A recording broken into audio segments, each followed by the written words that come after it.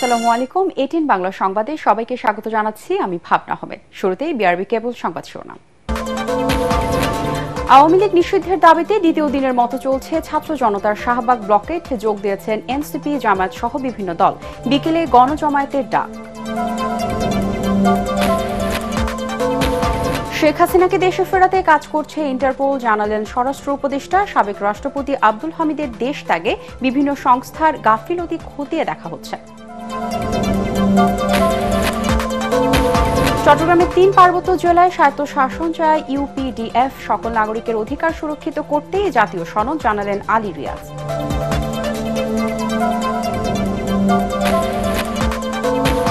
পাকিস্তানে 3 বিমান ঘাঁটিতে ভারতের ক্ষেপণাস্ত্র হামলা, ভোরে পাল্টা হামলা ইসলামাবাদের। পারমাণবিক অস্ত্র ব্যবস্থাপনা সংস্কার জরুরি বৈঠক ডেকেছেন পাক প্রধানমন্ত্রী। এবং বরেণ্য লোকসঙ্গীত শিল্পী মোস্তফা জামান আব্বাসী আর নেই, সাংস্কৃতিক অঙ্গনে শোকের ছায়া।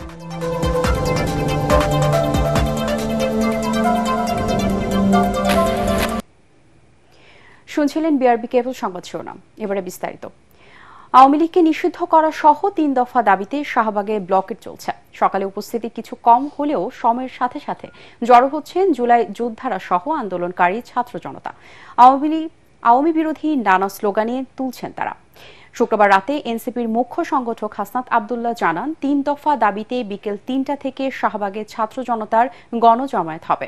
এছাড়া সারা দেশের জুলাই স্পটে ছাত্র জনতার গণ অবস্থান। 3 দফা দাবি হচ্ছে আওয়ামী লীগকে সন্ত্রাসী সংগঠন ঘোষণা করে নিষিদ্ধ করা, আন্তর্জাতিক অপরাধ ট্রাইব্যুনাল আইনে আওয়ামী লীগের দলগত বিচারের বিধান যুক্ত করা এবং জুলাই ঘোষণাপত্র জারি করা।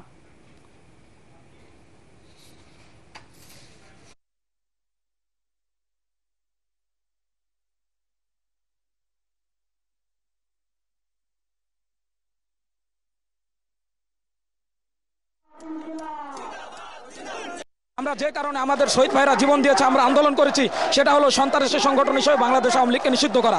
কিন্তু আমরা দেখতে পাচ্ছি অন্তর্বর্তীকালীন সরকার বিপুল পরিমাণ জনসমর্থন নিয়ে ক্ষমতা গ্রহণ করার পরেও এখনো পর্যন্ত আওয়ামী লীগকে সন্ত্রাসী সংগঠন হিসেবে নিষিদ্ধ করতে ব্যর্থ হয়েছে। আমরা আশা করব সরকার পূর্ণ সমর্থন আমাদেরকে দিবেন, কারণ এই অভ্যুত্থানটা কিন্তু আমাদের সকলের ছিল।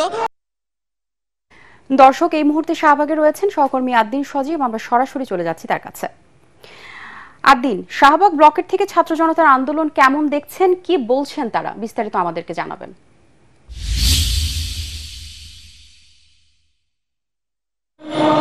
দুঃখ প্রকাশ করছেন যাদের জুলাই অভ্যুত্থানের পরে এই বাংলাদেশের একটা নতুন রূপ এসেছে, যারা শহীদ হয়েছেন প্রায় 1,500-এর মতো যোদ্ধা ছাত্র জনতা, এর পাশাপাশি 30,000-এর মতো আহত।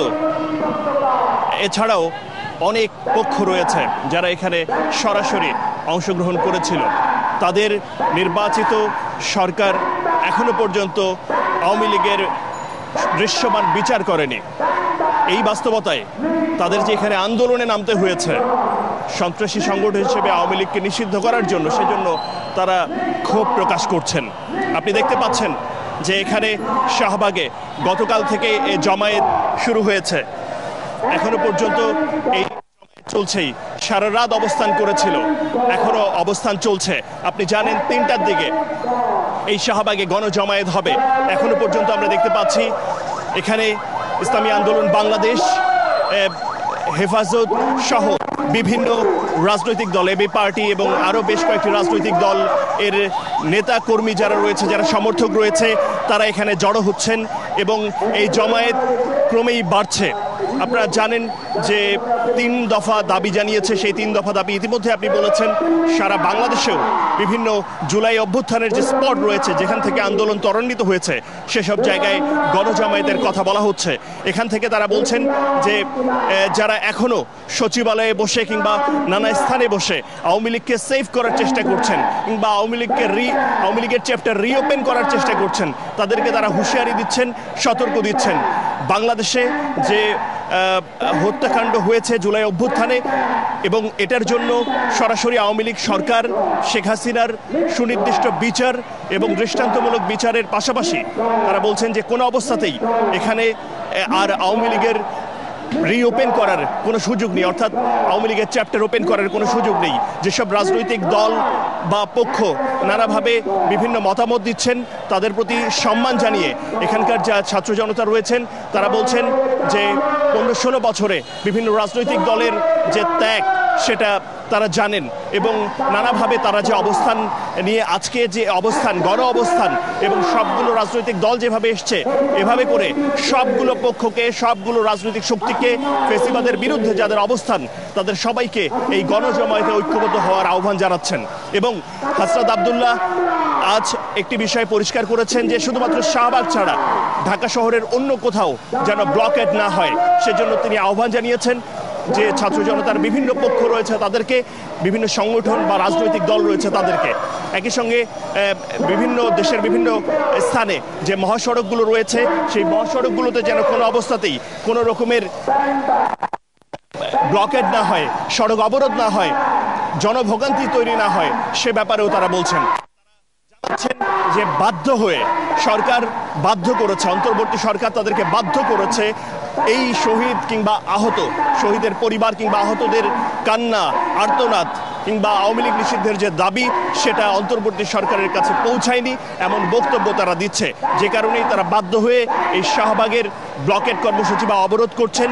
এখানকার আশপাশের পরিস্থিতি যদি বলি, সবাই যেহেতু জানেন, অনেকেই জানেন, বেশিরভাগ মানুষই জানেন যে এখানে যেহেতু অবরোধ চলছে সে কারণে বিকল্প যে রাস্তাগুলো রয়েছে সেখান থেকে তারা বেরিয়ে যাচ্ছে। এই ছিল মূলত এখানকার সবশেষ। নিশ্চয়ই পরবর্তী খবরে আপনাদেরকে আপডেট জানাতে পারব। আদিন, আপনাকে ধন্যবাদ। দিল্লিতে অবস্থানরত বাংলাদেশের সাবেক প্রধানমন্ত্রী শেখ হাসিনাকে ফেরাতে ইন্টারপোল কাজ করছে বলে জানিয়েছেন স্বরাষ্ট্র উপদেষ্টা অবসরপ্রাপ্ত লেফটেন্যান্ট জেনারেল জাহাঙ্গীর আলম চৌধুরী। ঢাকা আন্তর্জাতিক বিমানবন্দর পরিদর্শনে গিয়ে তিনি জানান, সাবেক রাষ্ট্রপতি আব্দুল হামিদের বিশেষ যাত্রার বিষয়ে কোনো সংস্থার গাফিলতি রয়েছে কিনা তা তদন্ত করে 3 দিনের মধ্যে প্রতিবেদন দেবে কমিটি। এ সময় আওয়ামী লীগ নিষিদ্ধের দাবিতে বিক্ষুব্ধদের রাস্তা ছেড়ে অন্য কোথাও আন্দোলন করার আহ্বানও জানান স্বরাষ্ট্র উপদেষ্টা। ইমদাদুল্লাহ বাবু রিপোর্ট। জুলাই বিপ্লবে ছাত্র জনতাকে গণহত্যার অভিযোগ মাথায় নিয়ে 5 আগস্ট দেশ ছেড়ে দিল্লিতে পালিয়ে যান সাবেক প্রধানমন্ত্রী শেখ হাসিনা। তাকে ফেরাতে ইন্টারপোলের সহযোগিতায় কাজ করছে অন্তর্বর্তী সরকার। এই প্রক্রিয়া যখন চলছে তখন শুরু হয় ভারত-পাকিস্তান যুদ্ধ। এ অবস্থায় শেখ হাসিনাকে ফেরানোর প্রক্রিয়া গতি হারাবে কিনা এ নিয়ে সংশয় জনমনে। শনিবার হযরত শাহজালাল আন্তর্জাতিক বিমানবন্দরের কার্যক্রম ও নিরাপত্তা পরিদর্শনে এসে স্বরাষ্ট্র উপদেষ্টা জাহাঙ্গীর আলম চৌধুরী জানান, শেখ হাসিনাকে ফেরানোর বিষয়ে আইন অনুযায়ী ইন্টারপোলের কার্যক্রম চলছে। ইন্টারপোলের মাধ্যমে আমরা তো চেষ্টা করতেছি। অনেক তো জানেন যে এইটা তো ইন্টারপোল তো আর আমার কথার সাথে সাথে তো কাজ করবে না, ওটা তাদের আইন কানুন মতো তারা ব্যবস্থা নেবে। তিনি আরো বলেন, হত্যা মামলা থাকায় আওয়ামী লীগ সরকারের সাবেক রাষ্ট্রপতি আব্দুল হামিদকে দেশ ত্যাগ না করতে কোন সংস্থার নির্দেশনা ছিল কিনা তা জানে না স্বরাষ্ট্র মন্ত্রণালয়।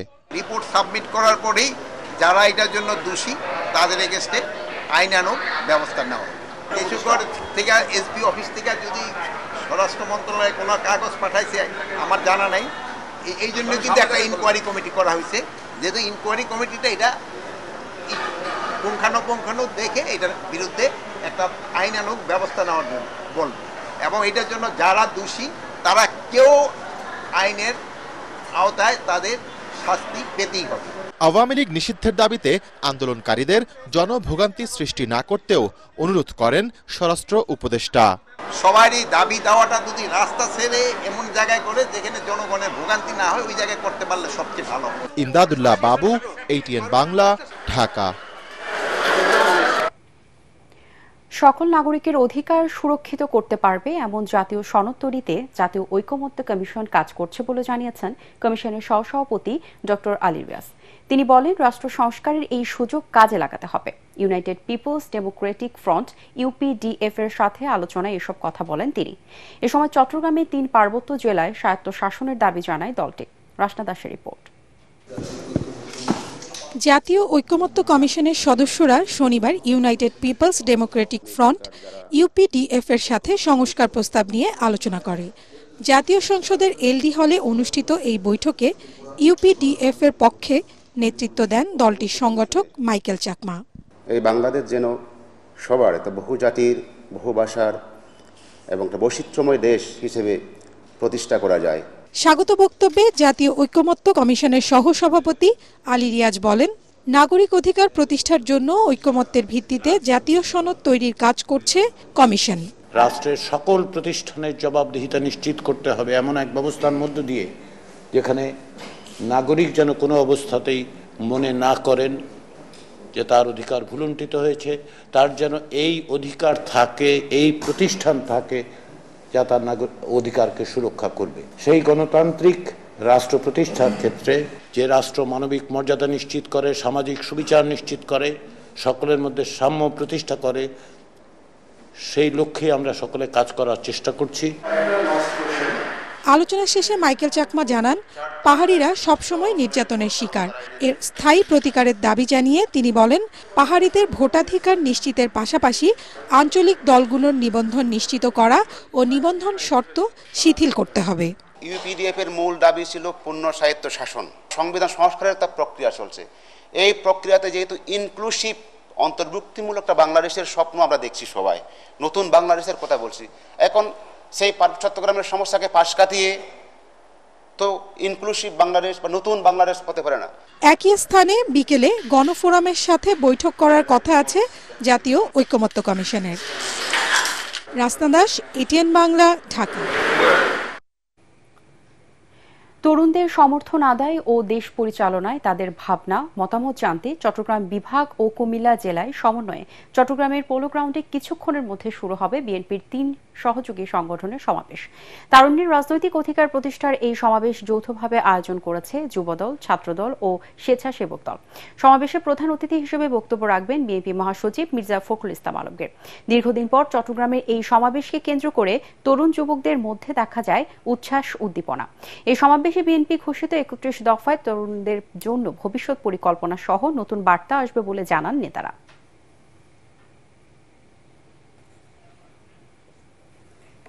গত 17 বছর এই দেশের তরুণ সমাজ আমরা বৈষম্য শিকার হয়েছিলাম সরকারি চাকরির ক্ষেত্রে, এবং 17 বছরে যারা নতুন ভোটার হয়েছে কেউ ভোট দিতে পারে নাই। নাগরিক সকল সুবিধা থেকে আমরা বঞ্চিত হয়েছি। তরুণদের এই অধিকার আনা, তরুণদের ভাবনাকে, চিন্তাকে, তাদের শক্তিকে কাজে লাগিয়ে আমরা আগামীর বাংলাদেশ গড়ার জন্য আজকে তারুণ্যের সমাবেশের আহ্বান করা হয়েছে। দর্শক, এই মুহূর্তে চট্টগ্রাম মহানগরীর পোলো গ্রাউন্ডে রয়েছেন চট্টগ্রাম প্রতিনিধি সৈয়দ তামিম মাহমুদ। আমরা সরাসরি চলে যাচ্ছি তার কাছে। তামিম, বিএনপির সমাবেশ কখন শুরু হবে আমাদেরকে বিস্তারিত জানাবেন।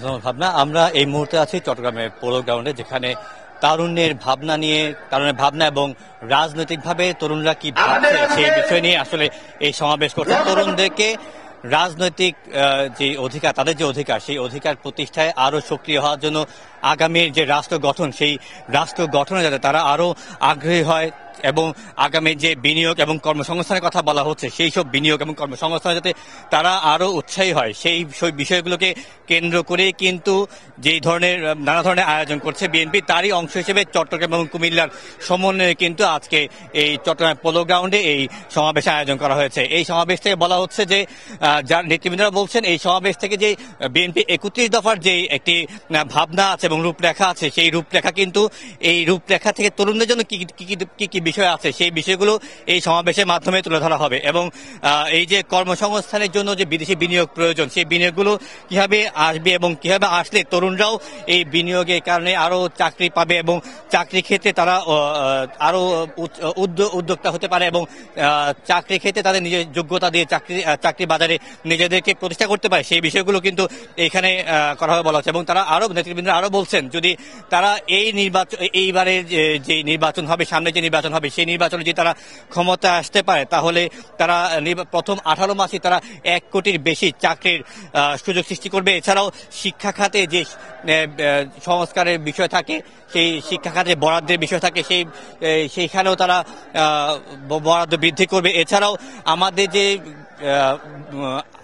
রেমিটেন্সের অন্যতম একটি বিষয় খাত হচ্ছে গার্মেন্টস খাত। সেই গার্মেন্টস খাতেও আমরা দেখছি এই মুহূর্তে একটু টালমাটাল অবস্থা। সেই টালমাটাল অবস্থা থেকে তারা দূর করে ব্যাক টু ব্যাক কিভাবে এলসি দেওয়া যায় এবং তরুণদেরকেও অন্যান্য বিষয়ে এলসি দিয়ে তাদের কিভাবে আরো উদ্যোক্তা হিসেবে প্রতিষ্ঠা করা যায় সেই বিষয়গুলো ভাবনার এই সমাবেশ থেকে তারা চেষ্টা করবে তুলে ধরার জন্য। এছাড়াও চট্টগ্রামের যে আশেপাশে যে তরুণরা আছে এবং চট্টগ্রাম, কুমিল্লা এবং পার্বত্য চট্টগ্রাম অঞ্চলে যে তরুণরা আছে তারা কিভাবে তারা আরো উৎসাহী হবে সামনে যে রাজনীতি আছে, নতুন রাজনীতি মেরুকরণের যে বিষয় আছে এবং রাজনীতির যে বহিঃপ্রকাশ এবং রাজনীতি যেভাবে করতে চায় সেই রাজনীতিতে তরুণরা কিভাবে যুক্ত হতে পারে তাও এই সমাবেশ থেকেই জানানো হবে বলে জানাচ্ছেন। এছাড়াও এইখানে সমাবেশে কিন্তু মির্জা ফখরুল আসবেন এবং তামিম, আপনাকে ধন্যবাদ। বৃত্তি পরীক্ষা আবার চালু করা যায় কিনা সরকার তা বিবেচনা করছে বলে জানিয়েছেন শিক্ষা উপদেষ্টা ডক্টর চৌধুরী রফিকুল আবরার। তিনি বলেন, শিক্ষার পাশাপাশি অন্যান্য ক্ষেত্রে প্রতিভার উন্মেষ ঘটাতে শিক্ষার্থীদের জন্য প্রয়োজনীয় সবকিছুই করবে সরকার। রাজধানীতে প্রাথমিক ও গণশিক্ষা মন্ত্রণালয় আয়োজিত জাতীয় প্রাথমিক শিক্ষা সপ্তাহের উদ্বোধন ও শিক্ষা পদক 2024 প্রদান অনুষ্ঠানে উপদেষ্টা এসব কথা বলেন। মানসম্মত শিক্ষা ব্যবস্থা নিশ্চিত করতে শিক্ষকদের পাশাপাশি সবাইকে এগিয়ে আসারও আহ্বান জানান তিনি। এতে সভাপতিত্ব করেন প্রাথমিক ও গণশিক্ষা উপদেষ্টা অধ্যাপক বিধান রঞ্জন রায় পোদ্দার। মামলার কারণে সারা দেশে 32,000 প্রাথমিক বিদ্যালয়ে প্রধান শিক্ষকদের শূন্য পদে নিয়োগ দেওয়া যাচ্ছে না বলে জানান তিনি। পরে দেশব্যাপী অনুষ্ঠিত বিভিন্ন ক্যাটাগরির আন্তঃ স্কুল প্রতিযোগিতায় বিজয়ী শিক্ষার্থীদের মধ্যে পদক বিতরণ করা হয়। বৃত্তি পরীক্ষা সেগুলো আবার নতুন করে ইন্ট্রোডিউস করা যায় কিনা এগুলো আমরা দেখছি। গান বাজনা থেকে শুরু করে নাচ ইত্যাদি দিয়ে দেশের সমস্ত অঞ্চলে এই যেটা আমরা বলছি প্রতিভার যে উন্মেষ তার ঘটানোর পরিবেশ আমাদের সৃষ্টি করতে হবে। পাকিস্তানের বিমান বাহিনীর 3টি ঘাঁটি লক্ষ্য করে মধ্যরাতে মিসাইল হামলা চালিয়েছে ভারত। এর জবাবে ভোরে ভারতে পাল্টা হামলা চালায় পাকিস্তান। এই পাল্টা হামলার নাম দেওয়া হয়েছে অপারেশন বুনিয়ান উল মারসুস, যার অর্থ সুদৃঢ়, সুসংগঠিত ও অবেধ্য প্রাচীর। এদিকে পাকিস্তানের পারমাণবিক অস্ত্র ব্যবস্থাপনা সংস্থা ন্যাশনাল কমান্ড অথরিটির জরুরি বৈঠক ডেকেছেন পাক প্রধানমন্ত্রী শাহবাজ শরীফ। বিস্তারিত জানাচ্ছেন আসিফুর রহমান সাগর।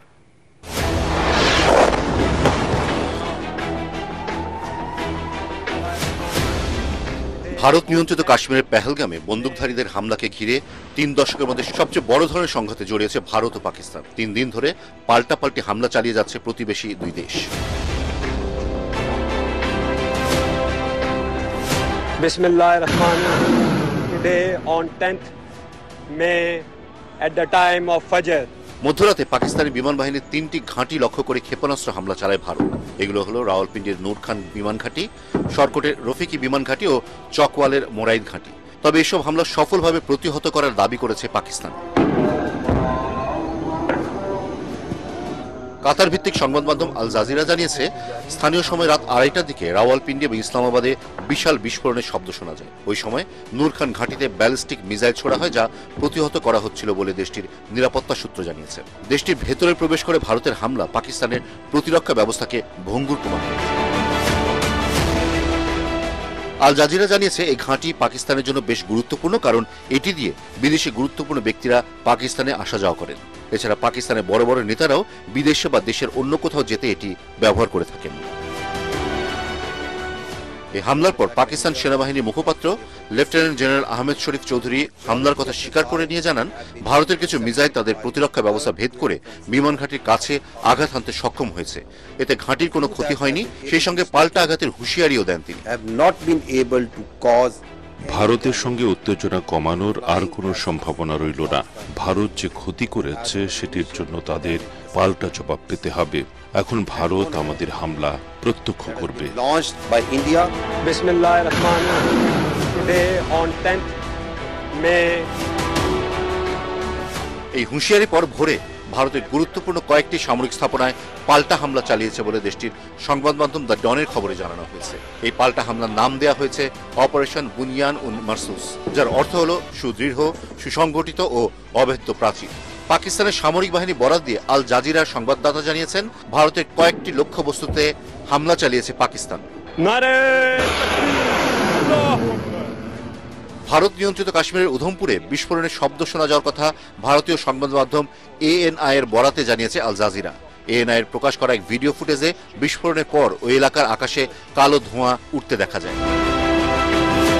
এদিকে ভারতের সামরিক অভিযান চালানোর পর পাকিস্তানের পারমাণবিক অস্ত্র ব্যবস্থাপনা সংস্থা ন্যাশনাল কমান্ড অথরিটি NCA এর জরুরি বৈঠক ডেকেছেন প্রধানমন্ত্রী শাহবাজ শরীফ। এই বৈঠক সংঘাতকে আরো সংকটময় করে তোলারই ইঙ্গিত দেয়। আসিফুর রহমান সাগর, ATN বাংলা। ভারত পাকিস্তান যুদ্ধে বাংলাদেশ যেন কোনো দেশের পক্ষে জড়িয়ে না পড়ে, সেক্ষেত্রে বক্তৃতা, বিবৃতি, এমনকি সংবাদ পরিবেশনে সতর্ক থাকার তাগিদ দিয়েছেন দৈনিক মানব জমিনের প্রধান সম্পাদক মতিউর রহমান চৌধুরী। রাজধানীর FDC-তে ছায়া সংসদ বিতর্ক প্রতিযোগিতায় চলমান পরিস্থিতিতে সব রাজনৈতিক দলকে ঐক্যবদ্ধ রাখতে প্রয়োজনীয় উদ্যোগ নিতে সরকারের প্রতি আহ্বান জানান তিনি। দুই পারমাণবিক পরাশক্তি যুদ্ধে জড়ালে প্রতিবেশী রাষ্ট্র হিসেবে বাংলাদেশের ঝুঁকিতে পড়ার আশঙ্কার কথা জানান debate for democracy chairman Hasan Ahmed Chowdhury Kiron. আরও জানাচ্ছেন মিজান শাহজাহান। ভারত পাকিস্তান যুদ্ধের মূল কারণ রাজনৈতিক নয়, ঐতিহাসিক শীর্ষক ডিবেট ফর ডেমোক্রেসির ছায়া সংসদ বিতর্ক প্রতিযোগিতায় অংশ নেয় বাংলাদেশ ইউনিভার্সিটি ও বেগম বদরুন্নেসা সরকারি মহিলা কলেজ। রাজনৈতিক সিদ্ধান্ত, কারণ সংবিধান বারবার পরিবর্তন করা হচ্ছে। ভারত পাকিস্তানের সম্পর্কের ভিত্তি যদি সত্যি কূটনীতির কারণে হতো, তাহলে যুদ্ধ এখানে এড়ানো যেত। হিন্দু মুসলিম বিদ্বেষ ছড়িয়ে কোনো পক্ষ যেন অনাকাঙ্ক্ষিত পরিস্থিতির সৃষ্টি করতে না পারে সে বিষয়ে সতর্ক থাকার কথা বলেন ডিবেট ফর ডেমোক্রেসির চেয়ারম্যান হাসান আহমেদ চৌধুরী কিরণ। এই যুদ্ধ কিন্তু হিন্দু মুসলমানের যুদ্ধ নয়, এই যুদ্ধ রাজনৈতিক, এই যুদ্ধ ঐতিহাসিক। হিন্দু মুসলমানদের এই ধরনের দ্বন্দ্বের মধ্যে জড়িয়ে দিয়ে বাংলাদেশে কোনো অনাকাঙ্ক্ষিত ঘটনা ঘটানো বা ভারতে কোনো মুসলমানদের প্রতি অনাকাঙ্ক্ষিত ঘটনা ঘটানো আমাদের কোনোভাবে এটি প্রত্যাশিত হবে না। আমরা আশা করব পাক ভারত যুদ্ধের অতি দ্রুতই অবসান হবে। ছায়া সংসদে বাংলাদেশকে ভূ রাজনৈতিক খেলায় পা না দেওয়ার পরামর্শ দেন মানব জমিনের প্রধান সম্পাদক মতিউর রহমান চৌধুরী। ভারতের সঙ্গে আমরা সুসম্পর্ক চাই, পাকিস্তানের সঙ্গেও সম্পর্ক চাই। পাকিস্তানের সঙ্গে আমাদের দেনা পাওনার বিষয়টি আছে, এটা সেটা অল্প দিনের মধ্যেই আমাদের সামনে এই বিষয়টা আসছিল। তাই আমার কেন যেন মনে হচ্ছে এই যুদ্ধ যদি বেশি দিন কন্টিনিউ করে তাহলে সবচেয়ে বেশি ক্ষতিগ্রস্ত হব আমরা। তাদের মতে সীমান্তে পুশিং ঠেকাতে গিয়ে সংঘাতময় পরিস্থিতি যাতে সৃষ্টি না হয় সেজন্য শতভাগ কূটনৈতিক আচরণ দেখাতে হবে বাংলাদেশকে। পুশিং চলছে, পুশিং বাধা দিতে গিয়ে আমরা এমন কোনো কাণ্ড যাতে না ঘটাই যেটা আমরা সামাল দিতে পারবো না। ইস্টার্ন ফ্রন্টে কিন্তু যে কোনো সময় যে কোনো ধরনের উত্তেজনা ছড়িয়ে পড়তে পারে। আমার আশঙ্কা হচ্ছে এখানে একটা চীন একটা ফ্যাক্টর, 7 কন্যা 7টা রাজ্য নিয়ে যেটা ভারত, সেখানকার এদিকে কিন্তু চীনের নজর রয়েছে। আমাদের মনে রাখতে হবে যে প্রতিবেশীর বাড়িতে যখন আগুন লাগে সে আগুনের তাপ কিন্তু নিজের ঘরেও কিন্তু চলে আসে। সুতরাং ভারত পাকিস্তান যুদ্ধ হলে ভারতে যদি কোনো কারণে পারমাণবিক বোমা বা ভারত যদি পারমাণবিক বোমা পাকিস্তানে ছড়ে তার কিন্তু তাপ কিন্তু বাংলাদেশেও চলে আসতে পারে। সে কারণে আমাদেরকে অত্যন্ত সতর্কতার সাথে সকল কিছু আমাদেরকে মোকাবেলা করতে হবে। বিতর্ক প্রতিযোগিতায় যুদ্ধের মূল কারণ রাজনৈতিক প্রমাণ করে বিজয়ী হয় বেগম বদরুন্নেসা সরকারি মহিলা কলেজ। মিজান শাহজাহান, ATN বাংলা, ঢাকা। বাংলাদেশের সার্বভৌমত্ব রক্ষায় সক্ষমতা বাড়ানো উচিত, তবে এই মুহূর্তে পরমাণু কর্মসূচির দিকে যাওয়া ঠিক হবে না বলে মনে করছেন নিউক্লিয়ার বিশেষজ্ঞরা। রূপপুর পারমাণবিক বিদ্যুৎ কেন্দ্র থেকে বোমা তৈরির আলোচনা চলছে, তার কোনো সুযোগ নেই বলেও জানান তারা। রিপোর্ট মাহবুব কবির চপলের।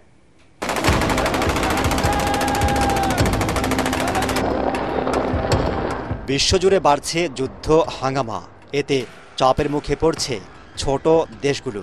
সার্বভৌমত্ব রক্ষার পথ খুঁজছে তারা, অনেকেই বিকল্প ব্যবস্থা করছে। এই যেমন পরমাণু অস্ত্র থাকার কারণে পাকিস্তানের সাথে যুদ্ধ জড়াতে ভাবতে হচ্ছে ভারতের মতো পরাশক্তিকে। এমন প্রেক্ষাপটে বাংলাদেশেও এ ধরনের অস্ত্র তৈরির কথা বলছেন অনেকেই। সেক্ষেত্রে রূপপুর পারমাণবিক বিদ্যুৎ কেন্দ্রকে কাজে লাগানোর পরামর্শ দেওয়া হচ্ছে সামাজিক যোগাযোগ মাধ্যমে।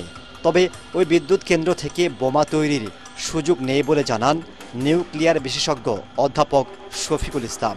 পারমাণবিক বিদ্যুৎ কেন্দ্র থেকে বোমা তৈরি করার কোনো সুযোগই নাই, কারণ পারমাণবিক প্রযুক্তিতে যে ধরনের জ্বালানি ব্যবহার করা হয় সেটার সমৃদ্ধকরণের পরিমাণের হার হলো 5% সর্বাধিক। 5% জ্বালানি ব্যবহার করে দিয়ে কোনোদিন পরমাণু বোমা তৈরি করার সুযোগ নাই, করা হয় না। পরমাণু বোমা তৈরি করতে গেলে পারমাণবিক জ্বালানি সমৃদ্ধকরণ 90% বেশি হতে হয়। সেটা আলাদা প্রযুক্তির মাধ্যমে করতে হয়, সেটা হলো সামরিক ব্যবস্থাপনার মাধ্যমে। তো বাংলাদেশ শান্তিপূর্ণভাবে পরমাণু প্রযুক্তি ব্যবহার করার জন্য চুক্তিবদ্ধ, আন্তর্জাতিক পরমাণু শক্তি সংস্থার সাথে এই যে মানুষজন যেটা প্রচারণা চালাচ্ছে বা ভ্রান্ত ধারণা দেওয়ার চেষ্টা করছে সেটা কোনো ক্রমেই সম্ভব না। নিউক্লিয়ার মেটেরিয়াল যে কোথায় কোন জায়গায় কেমনে যায় এগুলি সব নজরদারি করা। এখন অন্য দেশ কিন্তু যারা করছে তারা কিন্তু এই চুক্তি থেকে বেরিয়ে এসে তারা এগুলি করছে, যারা বৈধভাবে করে নাই। পাকিস্তানের কথা বলেন, ইন্ডিয়ার কথা বলেন, ইসরায়েলকে বলেন, আর অন্যান্য যাই বলেন না কেন। বিশ্লেষকরা বলছেন বাংলাদেশকে শান্তি ও যুদ্ধ দুটি মাথায় রেখেই প্রস্তুতি নিতে হবে, বাড়াতে হবে আর্থিক সক্ষমতা। তবে এখনই পার্শ্ববর্তী কোনো দেশের সাথে ছায়াযুদ্ধে জড়ানো ঠিক হবে না।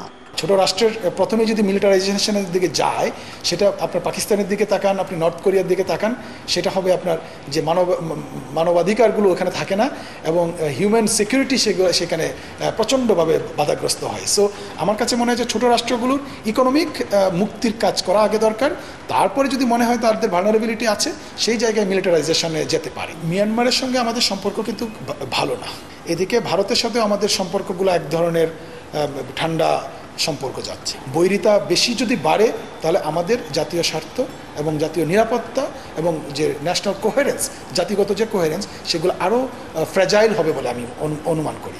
বিশ্বব্যাপী অশান্তি সৃষ্টি করে পশ্চিমা দেশগুলো অস্ত্র বিক্রির পায়তারা করছে বলেও মনে করছেন বিশ্লেষকরা।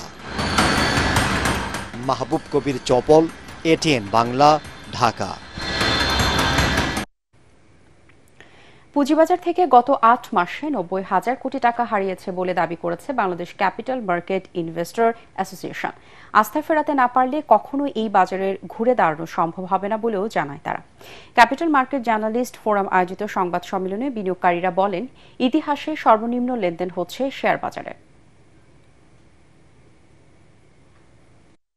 বাংলাদেশ সিকিউরিটিজ অ্যান্ড এক্সচেঞ্জ কমিশনের বর্তমান চেয়ারম্যান যোগদান করার পর থেকে মার্কেট ক্যাপিটাল হারিয়েছে প্রায় ৯০,০০০ কোটি টাকা, মার্কেট সূচক হারিয়েছে প্রায় ১১০০ পয়েন্ট, ৯০% বিনিয়োগকারী পুঁজি হারিয়ে নিঃস্ব হয়ে গেছে। মার্কেট RSI দাঁড়িয়েছে ১১তে, যা বাংলাদেশের পুঁজিবাজারের ইতিহাসে সর্বনিম্ন এবং বিশ্ব পুঁজিবাজারের ইতিহাসে সর্বনিম্ন এবং বিশ্ব রেকর্ড করেছে। জ্বালানির উচ্চ মূল্য, অতিরিক্ত পরিচালনার ব্যয় ও সরকারের কঠোর নীতির একের পর এক বন্ধ হয়ে যাচ্ছে দেশীয় এয়ারলাইন্স। সবশেষ ব্যবসা গুটিয়ে নিয়েছে বেসামরিক বিমান সংস্থা নভোএয়ার। বিশেষজ্ঞরা বলছেন, সরকারের কঠোর এভিয়েশন নীতির কারণেই মুখ থুবড়ে পড়ছে দেশীয় এয়ারলাইন্সগুলো। গেল ২৮ বছরে বন্ধ হয়েছে প্রায় ডজন খানেক প্রতিষ্ঠান। বেসামরিক বিমান চলাচল কর্তৃপক্ষ বেবিচক বলছে, দেশীয় এয়ারলাইন্স শিল্পের সুরক্ষায় কাজ করছেন তারা। তরিক ইসলামের রিপোর্ট। দেশে বেসরকারি খাতে ৩টি এয়ারলাইন্সের মধ্যে অন্যতম নভোএয়ার। এক যুগেরও বেশি সময় ধরে ১ লাখেরও বেশি ফ্লাইট চালিয়ে প্রায় ৭০ লাখ যাত্রীকে সেবা দিয়েছে উড়োজাহাজ সংস্থাটি। হঠাৎ চলতি মাসের শুরুতে বন্ধ করে দেওয়া হয়েছে তাদের সকল কার্যক্রম। প্রতিষ্ঠানটির কর্ণধর বলছেন, সরকার ও নিয়ন্ত্রক সংস্থার কঠোর নীতির কারণেই বন্ধ হয়ে যাচ্ছে দেশীয় এয়ারলাইন্স। পলিসিগুলো আমাদের এয়ারলাইন সাস্টেইন করা এবং গ্রো করার জন্য কন্ডিসিভ না। এগুলো পৃথিবীর অন্যান্য দেশে এয়ারলাইনকে সাস্টেইন করানোর জন্য যে পলিসি সহায়তা দেওয়া হয় সেটা আমাদের এখানে নেই। পলিসিগুলো বরঞ্চ আমাদের হাত পা বেঁধে রাখে। একই অভিযোগ এভিয়েশন বিশেষজ্ঞদের। তারা বলছেন, সরকারের এভিয়েশন নীতি, জ্বালানির চড়া দাম, অতিরিক্ত পরিচালন ব্যয়ের কারণেই প্রতিযোগিতায় টিকতে পারছে না দেশীয় এয়ারলাইন্সগুলো। রয়েছে ৭২% সারচার্জের বোঝাও, যা পার্শ্ববর্তী দেশের তুলনায় কয়েক গুণ বেশি। আমাদের যেসব aeronautical charge like landing, parking, security, route navigation, প্রত্যেকটা চার্জ আমরা বেশি পে করি।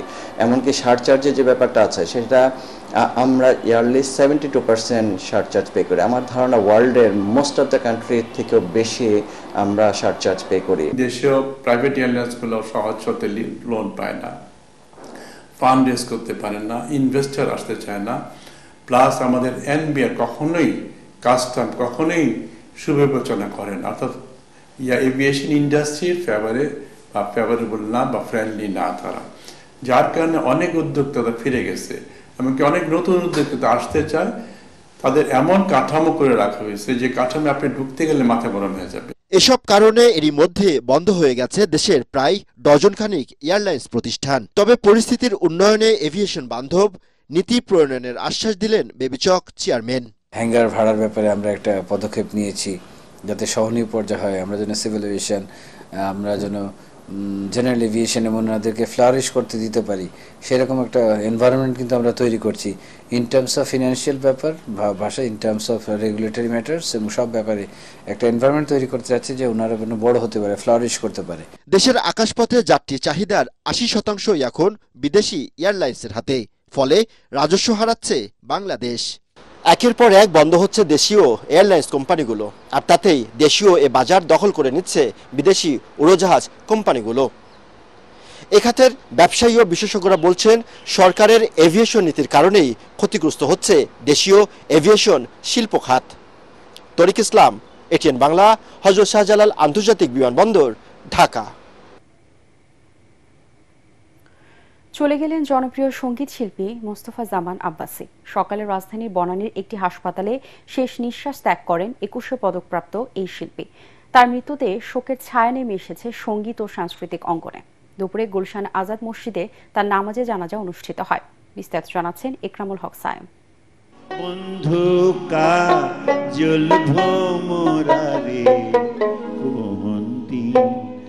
আসিবেন বন্ধু কয়া যাও রে।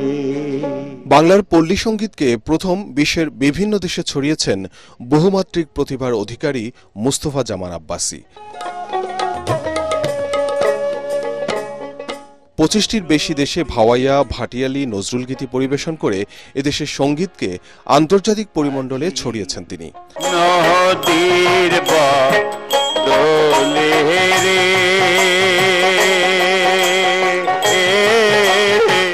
5 দশক ধরে ফোক মিউজিক রিসার্চ গ্রুপের নেতৃত্ব দেয়া শিল্পী মুস্তফা জামান আব্বাসী তার সংগ্রহে রাখেন কয়েক হাজার লোকগান।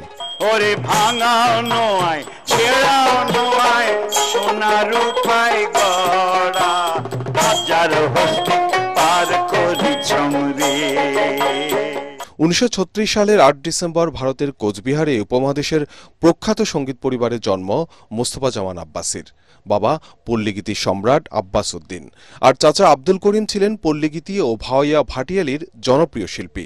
তবে কেবল সঙ্গীত চর্চাই নয়, লেখালেখি, গবেষণা, অনুষ্ঠান উপস্থাপনা কিংবা সমাজসেবায়ও অসামান্য অবদান রাখেন 21 পদক পাওয়া শিল্পী মুস্তফা জামান আব্বাসী।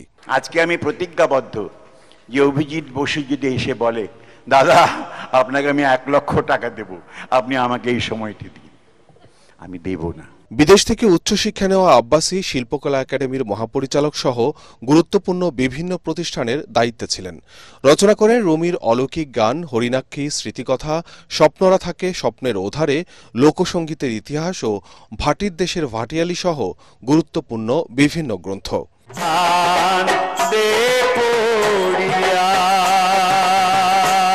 বেশ কিছুদিন শারীরিক নানা জটিলতায় ভুগছিলেন তিনি।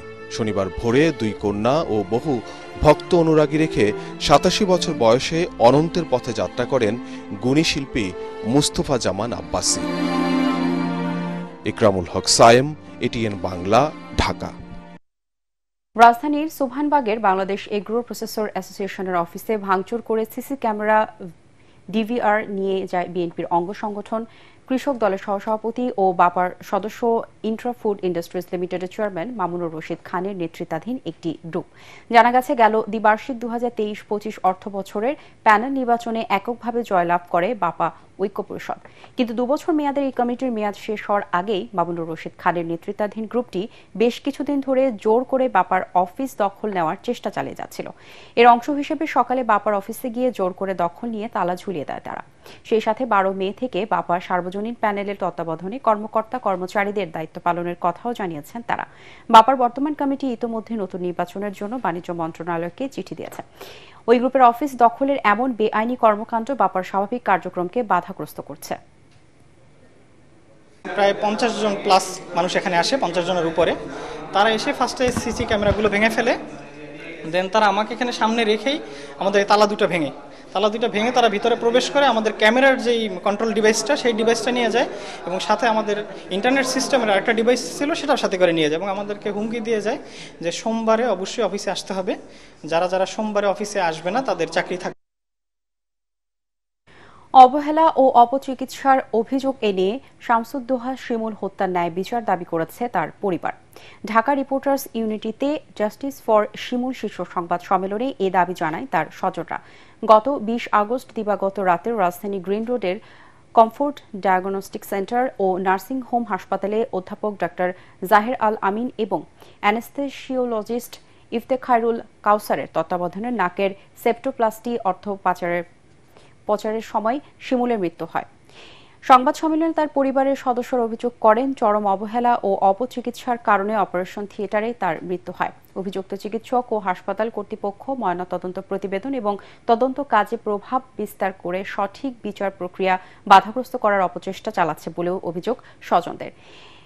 এসিআইয়ের স্বপ্ন সুগার শপের সাবেক পরিচালক, মিনিস্টার বাইওয়ান গ্রুপের সাবেক নির্বাহী পরিচালক শামসুদ্দোহা শিমুল ছিলেন কর্পোরেট জগতে একজন আইকন। এবারে আল আরাফা ইসলামী ব্যাংক অর্থ সংবাদ।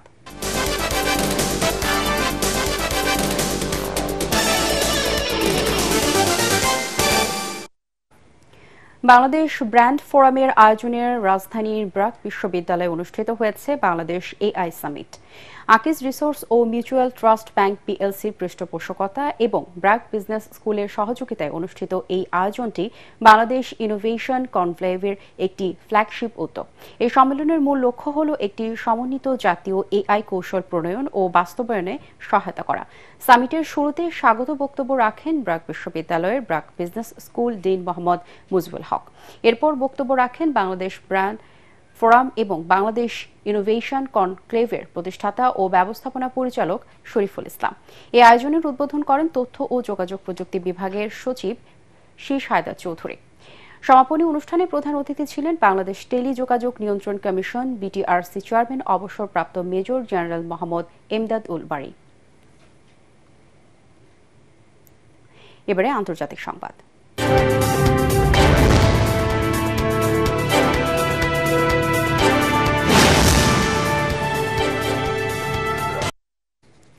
এবার ভারত ও পাকিস্তানের মধ্যে চলমান সংঘাত বন্ধ করতে মধ্যস্থতার প্রস্তাব দিয়েছে যুক্তরাষ্ট্র। হোয়াইট হাউসের প্রেস সচিব ক্যারোলিন লিভিট এক বিবৃতিতে এ কথা জানান। দুই দেশের বর্তমান পরিস্থিতি নিয়ে মার্কিন পররাষ্ট্রমন্ত্রী এবং জাতীয় নিরাপত্তা উপদেষ্টা মার্কো রুবিও গভীর উদ্বেগ প্রকাশ করেছেন। তিনি জানান, যুক্তরাষ্ট্রের প্রেসিডেন্ট ডোনাল্ড ট্রাম্প চান যত দ্রুত সম্ভব সংঘাত কমে আসুক। ট্রাম্পের নির্দেশনায় মার্কো রুবিও ভারতের প্রধানমন্ত্রী নরেন্দ্র মোদী ও পাকিস্তানের শাহবাজ শরীফের সাথে যোগাযোগ করে চলমান সংকটের সমাধান খুঁজছেন। এবারে খেলার খবর।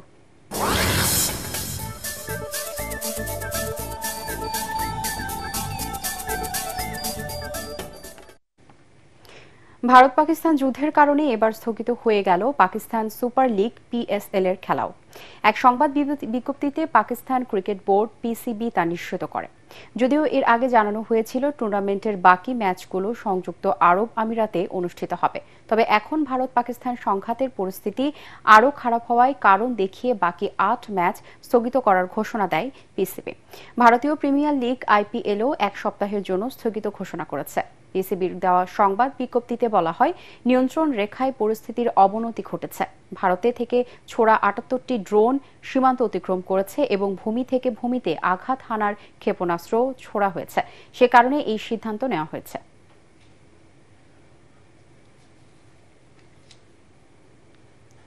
শেষ করার আগে বিআরবি কেবল সংবাদ শিরোনামগুলো জানিয়ে দিব আরো একবার। আওয়ামী লীগ নিষিদ্ধের দাবিতে দ্বিতীয় দিনের মতো চলছে ছাত্র জনতার শাহবাগ ব্লকেট। যোগ দিয়েছে এনসিপি, জামায়াত সহ বিভিন্ন দল। বিকেলে গণজমায়েতের ডাক। শেখ হাসিনাকে দেশে ফেরাতে কাজ করছে ইন্টারপোল, জানালেন স্বরাষ্ট্র উপদেষ্টা। সাবেক রাষ্ট্রপতি আব্দুল হামিদের শেষ দেশ ত্যাগে বিভিন্ন সংস্থার গাফিলতি খতিয়ে দেখা হচ্ছে।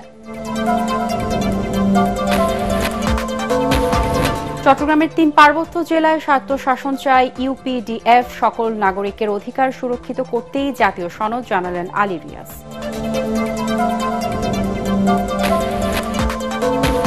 পাকিস্তানের 3 বিমান ঘাঁটিতে ভারতের ক্ষেপণাস্ত্র হামলা, ভোরে পাল্টা হামলা ইসলামাবাদের। পারমাণবিক অস্ত্র ব্যবস্থাপনা সংস্থার জরুরি বৈঠক ডেকেছেন পাক প্রধানমন্ত্রী। এবং বরেণ্য লোকসঙ্গীত শিল্পী মোস্তফা জামান আব্বাসী আর নেই, সাংস্কৃতিক অঙ্গনে শোকের ছায়া।